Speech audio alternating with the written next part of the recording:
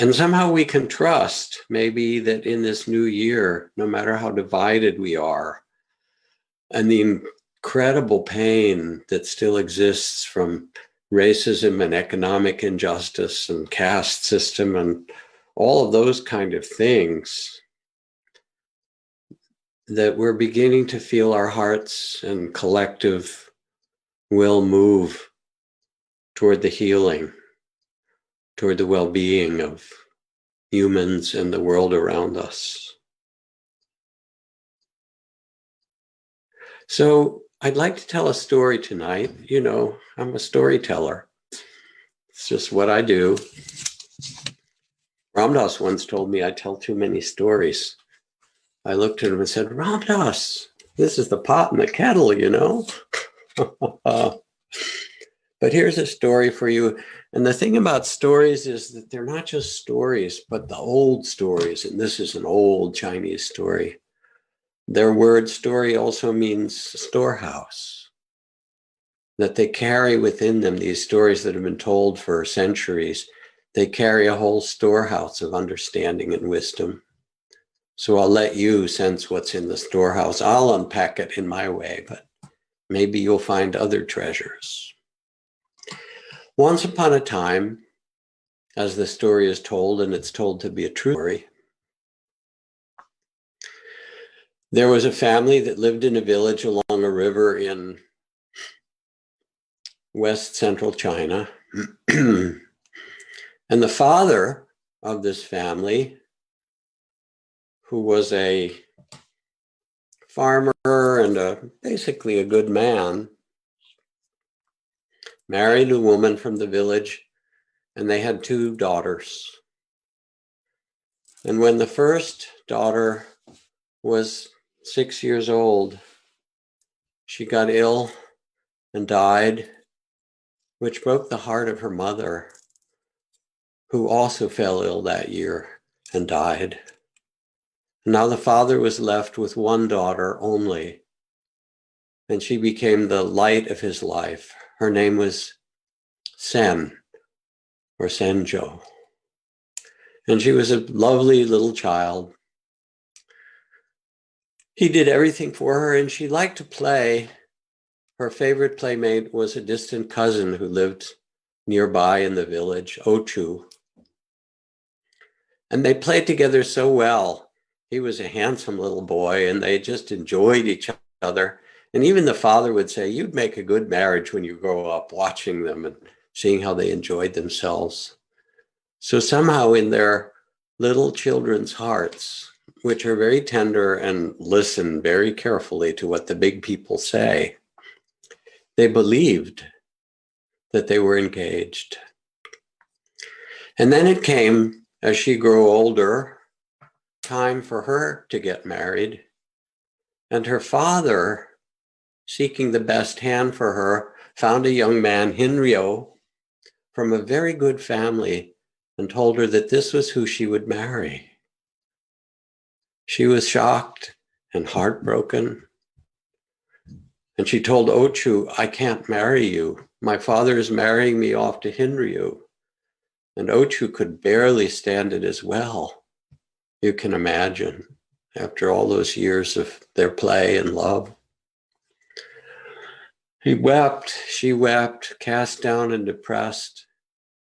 And 𝐜𝐨, unable to bear the pain, put his meager belongings into a small boat, said to his parents, I can't stay here anymore, and set off down the river that went through the village. Sen, or Seijo, Seijo was so heartbroken herself that she ran away. And she ran down the path alongside the river, crying and weeping and calling out. And 𝐜𝐨 heard this voice, this familiar voice, oh, Seijo, it's you. It's you. And he pulled over and she stepped into the boat. They hugged each other and they set off down the river, running away, eloping to go to the next province far away and start a new life. And when they got there, this handsome and beautiful new couple, they found a small place to live. Someone took them in. They began to work and farm and help. And pretty soon they had their own children, a little boy and a little girl. But over the years, over the first few years of these children's lives, Seijo and her husband, 𝐜𝐨𝐧𝐧𝐞𝐜, began to feel more and more that there was something wrong, that they had hurt their parents by fleeing. And Seijo especially needed to return, she said, to ask forgiveness of her father. So they found a boat again and put themselves in it and went back up the river and finally landed at the dock just by her old father's house. 𝐜𝐨𝐽 got out first and went to knock at the door, and the astonished father, who looked so much older and so tired, saw him, and 𝐜𝐨𝐽 said, "We've come back. I brought Seijo with me to see you. We want to see you. We want to ask your forgiveness." And the father's eyes got wide, and he said, "This is impossible. This is impossible. You can't bring her with you. She is here. She's been here all along. In fact, when you left, she took to her bed and which has not spoken a word since then. We've fed her, but she will not say a word, and she's not gotten up for 5 years. You can look in there and see her." 𝐜𝐨𝐽 took a peek, and he said, "Father, she is in the boat. You must come with me." And the father first sent his servant, who nodded yes and invited Seijo to follow the servant back to the house. And the father's eyes grew even wider as he saw his daughter now coming back toward him, older. "Who is this?" he said. "Who could you be?" And as she walked toward the house, the Seijo that lay in the bed heard this voice and sat up and stood up, and the two Seijos walked toward one another until they came together as one, and laughed and cried, and brought the two children from the boat and hugged her father and said, "These are your grandchildren." And they all stood there in wonder. And that tenderness is the end of the story. Now, of course, there are a lot of levels to a story. This story has been told in the great Zen text, the 𝐼𝐚𝐜𝐿, and the question that it has often asks is, who is your true self? Sometimes it's called Seijo loses her soul.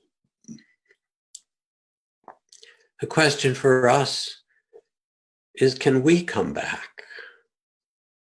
Can we come back to ourselves? For we live in a culture, if you think about it and look, that's really split. You remember that line from James Joyce where he wrote, "Mr. Duffy lived a short distance from his body," right?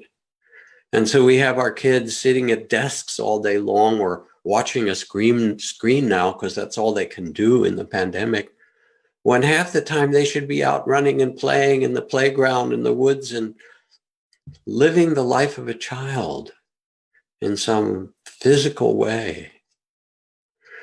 We've split ourselves off not only from our bodies, but the bodies of others. And you can drive through the streets of your cities, our cities, and see the homeless encampments and the people in tents, or the 800,000 or 1 million DACA children who are brought here as young children, who are threatened to be sent back to places that they don't know, languages they don't speak. As Ajahn Buddhadasa said of the modern society, how it looked to him, he said, lost in thought. separated from one another. And I know when I come back to the US after I've traveled to other countries, traveled to warm Latin countries, or my favorite places in Asia or in Africa, where the men hold hands and put their arms around each other. They're not so homophobic. They love each other. And it's not scary to the men to be tender and close with each other. And I feel when I come back, oh, you know, I'm back in the cold north or something like that. You know what I'm talking about. And COVID, of course, has highlighted it and made it more so. And then our crazy divided politics, where we are split and separated. And there's a kind of toxic nostalgia that divides us even more, the kind of our history of white supremacy or whites on top, the imagined past of the 1950s where women knew their place, right? That kind of toxic nostalgia. Or the 1850s, where people of color knew their place. And we're still fighting that civil war. And in many ways, we're in exile from one another. But there's another possibility, and in your heart, you all know this. This is a part of a little story that my daughter wrote from her nonprofit, Oasis in Berkeley, which works to get asylum for LGBT people from around the world whose lives are in danger. She said, "Our clients and staff provide me with inspiration. I'm reminded of a young law student from Saudi Arabia, Mariam, who was attending a law school in the Bay Area and volunteered to help at Oasis and was accompanying Elena, a transgender woman from El Salvador, to her asylum interview, despite Miriam's own conflicted cultural feelings around sexual orientation and gender identity, quite different from that of Elena. But Miriam was professional, courteous and respectful as she prepared the client for the hearing, but she didn't engage in small talk during the subway BART ride on what would be one of the most difficult days in Elena's life. Miriam and Elena sat silently in a sterile waiting room. The asylum officer was running late. 1 hour, then 2 hours went by. Finally, Elena pulled out her phone and showed Miriam a photo of her Pomeranian, Lily. Miriam's face lit up. She too had a Pomeranian named Ali. They traded photos and stories and soon moved on to their love of jewel-studded high heels and Louis Vuitton purses. Miriam taught Elena about the abaya she was wearing. By the time the officer was ready 4 hours later, Elena's fear had receded, and Miriam was whispering reassuring cheers as they walked into the room. Standing outside the station at the end of the day, they held hands and each thanked the other. For Elena had won asylum, escaping almost certain death if she returned to El Salvador. And Miriam was preparing to return to her life in Saudi Arabia. They would likely never meet again, but my heart was moved as I watched how each had a profound impact on the other's life. Though these times can feel dark, we must remember that when we're able to sit down and talk to one another, to see the world through another's eyes and believe in our common humanity, there is hope.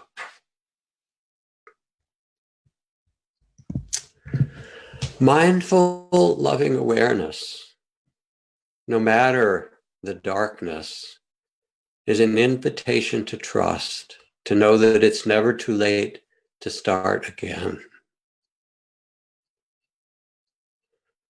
We don't know the full extent of our exile until we stop, maybe when you meditate or you pause and you let yourself return back to your own body or heart because you've been too busy and too pulled upon by the culture and divided. And like Seijo you come back to yourself. And when you do, often the tears need to come. The Buddha commended this in one of his stories, where he told his monks a story of a great elephant that had been captured in the forest and brought to the king to be the lead elephant in the king's army. And it was the great, father of the elephants in the forest. And they began to train it. And it was a magnificent creature. The king would go. But when it was time for it to begin to get ready for the military campaigns, it would not move. And the king asked the elephant trainer, "What's happened?" And the elephant trainer said, "I get word. I was trying to figure it out myself. I got word from those who are connected with bringing elephants to the palace that the old elephant mother of this elephant has been sick, and this great elephant had been bringing her food, and now it must be worried about its mother." And so the king went to the elephant and talked with it and said, "We will bring your mother here and provide her with food every day." And they did. And the majestic elephant then was happy and led the king's forces and parades. And at the end of telling the story, the Buddha said, "When you tell this story and the hearts of those who hear it are softened, now they can hear the Dharma. Now they can hear what is true." So when we start to pay attention and begin to listen, part of that listening may be difficult, as in this story. Maybe the first part is to feel our tears, to feel the losses, to feel the exile from one another, to feel the division in the culture. I was listening to Paul Simon sing the song American Tune, which we sometimes, Trudy and I and Seijo, would actually sing it. At the end of retreats, we led at Spirit Rock. It's such a wonderful song. And there's a verse I find for these times that's very poignant, where he sings, "I don't know a soul who's not been battered. I don't have a friend who feels at ease. I don't know a dream that's not been shattered or driven to its knees. Yet it's all right." He talks another line. He says, "We come in the age's most uncertain hour." And he's a beautiful poet, the age's most uncertain hour. You see, our practice of presence, of mindful loving awareness, is not one of having some special attainment, some special state. They come and go. And it's not a grim duty to meditate. It's an invitation of tenderness and courage, of intimacy and wonder. To trust that it's possible to become intimate with all things, as Zen Master Dogen says. Even in exile, even in the darkest night of the year, that our attention itself is what knits us back together. And we can start with our body, the dignity of your body. We've been so separated, many of us, from our bodies. And it's time to listen. This from the great playwright Molière, he writes, "All the ills of mankind, or humankind it should be, all the tragic misfortunes that fill the history books, all the political blunders, all the failures of the great leaders have arisen merely from a lack of skill at dancing." And there's something so beautiful and deep and comedic, as Molière was in this, but also true. What does it mean to actually inhabit this wild, miraculous, amazing human body? And I watch my little grandson Desmond, who has a sandbox in the yard, and it's a big red plastic sandbox with all his toys, and has a big red lid. And he took the lid off. He's 2 years old, And first he was sifting the sand in his hands, and he just loved feeling the earth and the sand. I mean, that was enough to make him happy. And then he took handfuls of the sand and put it into the lid to make a second sandbox on the grass on the ground next to it. And then he got into it and he started to twirl, and he made a big circle in it. He twirled round and round. And he just enjoyed being there in the center of his own body, in his own world. And he laughed, and it was so beautiful to see. One of the great meditation masters in Ajahn lineage said, in your search for enlightenment, do not desert the body. And so we can begin to trust.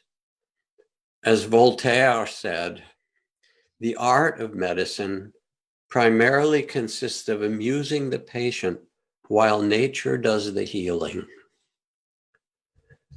Just as you could feel how you trust the breath to come in and out, each breath after another, even if you're sick or you go to the hospital, you have to have your bone set or you have surgery even. What does the healing? The bones knit, the wound begins to heal. We keep it clean, we keep it, the infection away. The body knows how to heal itself. We can trust this. And even the neuroscientists show how with meditation, the traumas and the things that have divided our nervous system, with practice, they begin to knit back together again, the things that have separated. We can become more whole. We can come back to ourself. So close your eyes for a moment, reflect.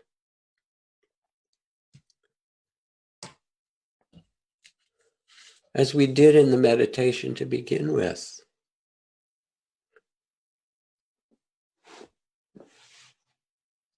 To really be in tune with this marvelous body, to come back from any exile. What does this body want and ask? You can know.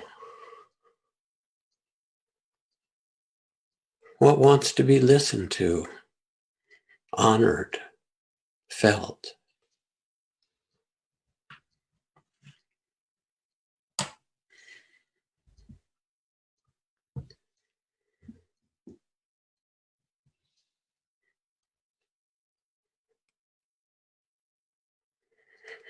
Let your eyes open again.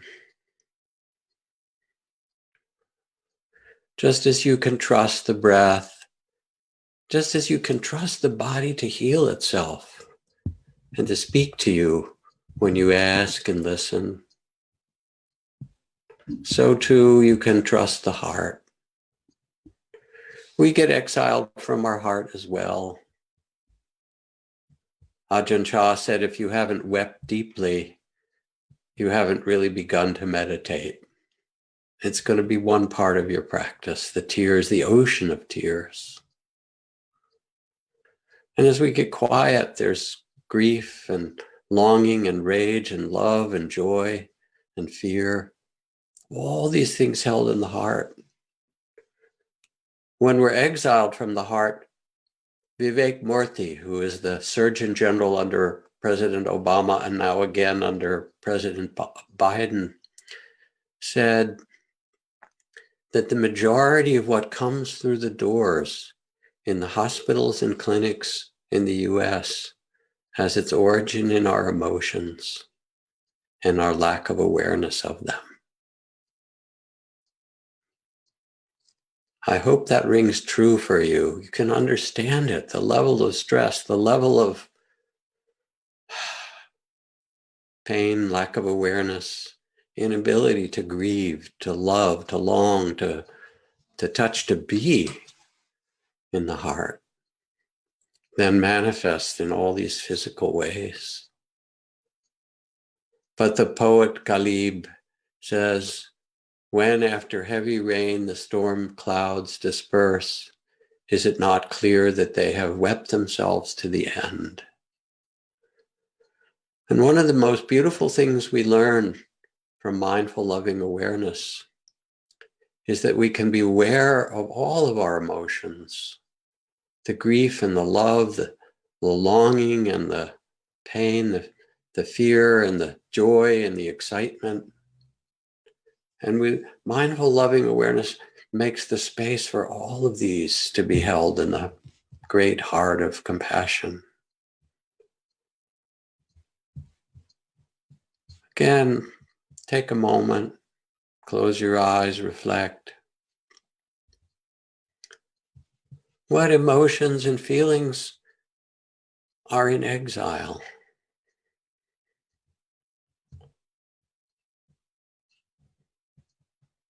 What's asking to be felt?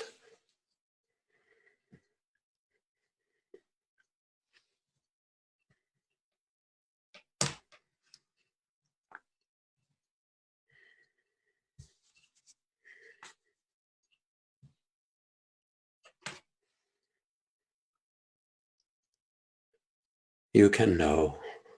The heart will speak.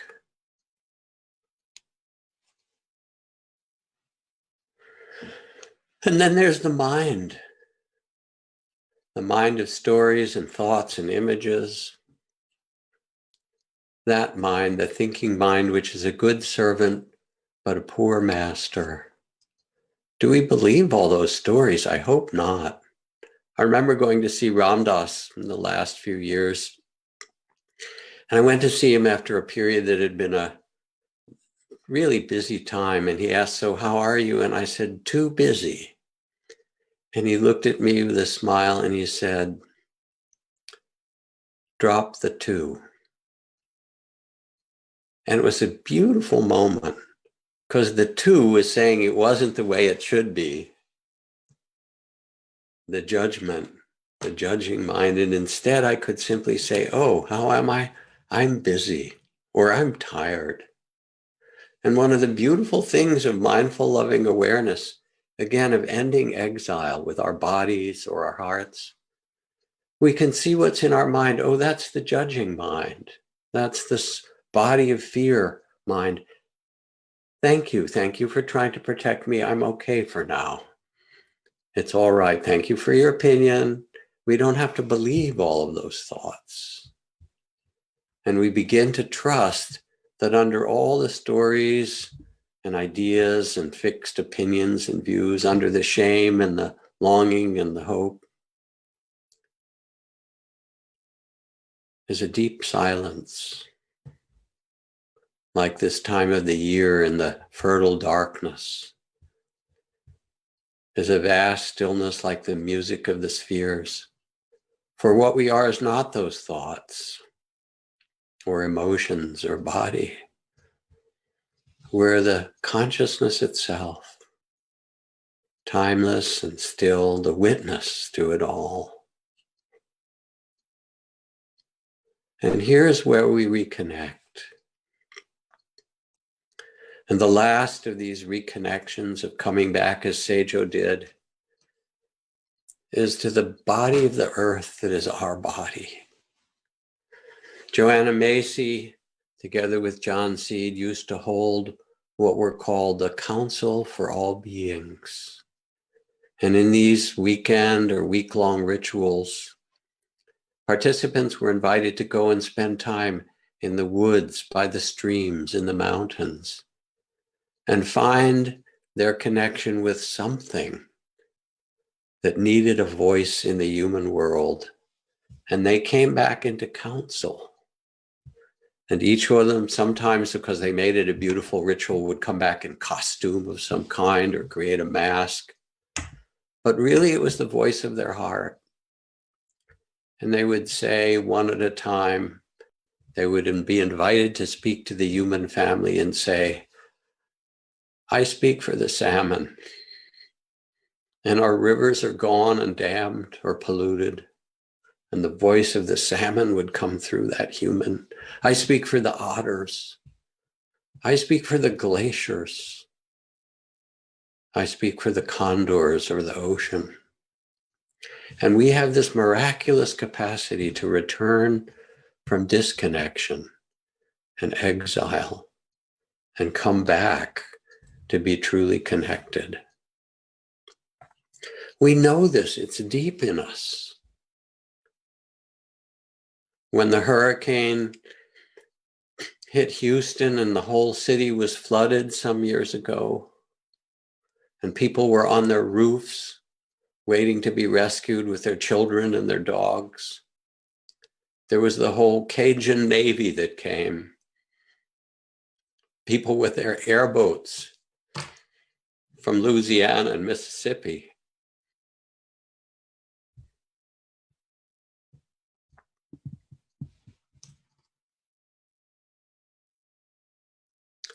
Saying it's our brothers, our sisters. This is what it means to come back, as Seijo did. The mind creates the abyss, says Nisargadatta, and the heart crosses it. Or the great mystic poet Kabir says, are you looking for me? I'm in the next seat. My shoulder is against yours. You see, the deep lesson from Seijo is that you've never really been separated. That the separation is only a dream. The salmon and the glaciers and the otters and all that you care about, the fields of alfalfa and the kelp in the ocean, they're all in your blood and breath. They are you too. And the separation is only a dream.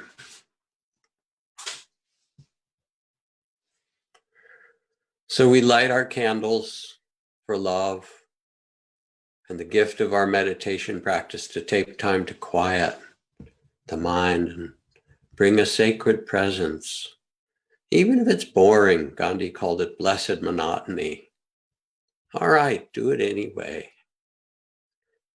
Because the goal is not to be somewhere else, but to open the eyes of the eyes and the ears of the ears. This is going to be a tough winter. More people will die. Children will be hungry, especially vulnerable communities, people of color, communities that have been already marginalized will be lost. Species will be lost.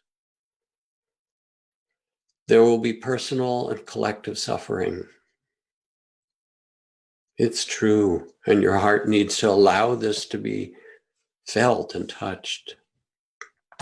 But in this darkest time, it's also true that this is only a chapter in the vast music of the spheres. That the sun returns, and like Seijo, we humans can also return. As we get quiet and listen to the fertile darkness, this return is only limited by our own heart. And meditation is the sweet oil that eases the hinge into the garden. When we listen and reconnect, we can tend our family. Trust that when you listen, you will know how. We can listen to the unheard voices. We can touch and mend what's been broken. And with our hearts, we can bring peace to our lives and care and peace across the world.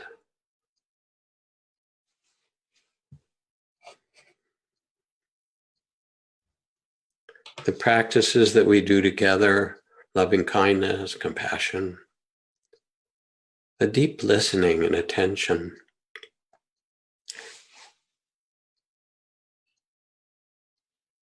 they bring us back from exile to mystery and presence, awe, and most importantly, to love.